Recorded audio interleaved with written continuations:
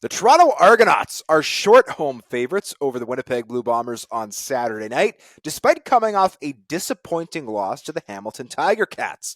It was a mistake-riddled game for the Argos, allowing a blocked punt and fumble return touchdown, with Cameron Dukes being pulled in favor of Nick Arbuckle.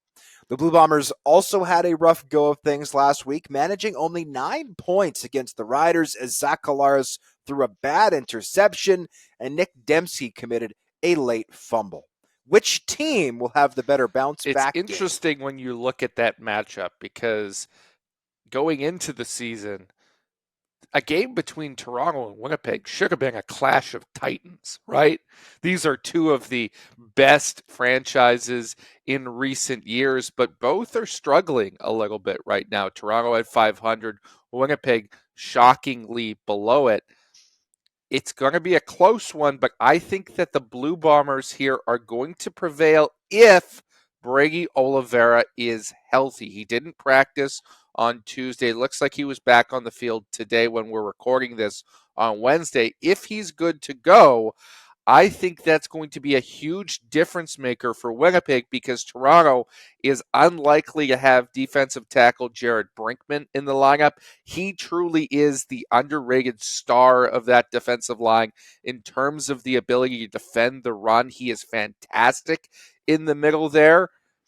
With him absent, Oliveira should have a more successful game on the ground than maybe you'd usually expect against the Argos. And I don't think Cameron Dukes provides enough at the quarterback position right now to overcome that if Winnipeg is able to establish the run. I see that happening.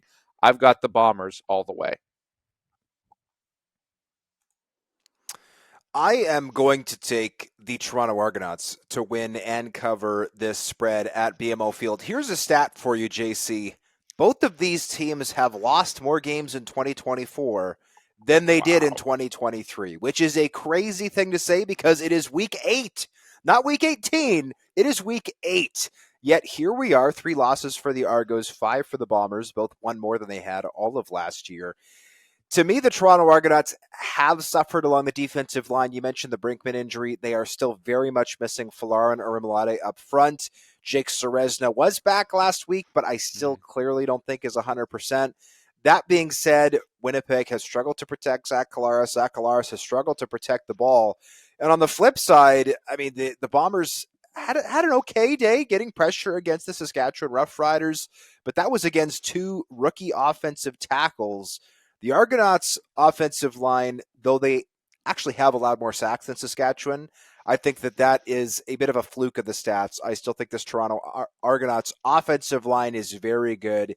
Whoever's back there for the Argos, we don't know yet if it'll be Cameron Dukes or Nick Arbuckle. I think they're going to have a lot of time to make plays. I think Rasheed Bailey is going to be very motivated against his former team and somebody else, JC, who's going to be very motivated to beat his former team and is on an unbelievable torrid streak right now of punt return touchdowns, is Janarian Grant. So between those two factors combined with some of the injuries, the protection issues, I am taking the Toronto Argonauts to bounce back from their loss against their arch rival Ticats, get a win over Winnipeg on Saturday.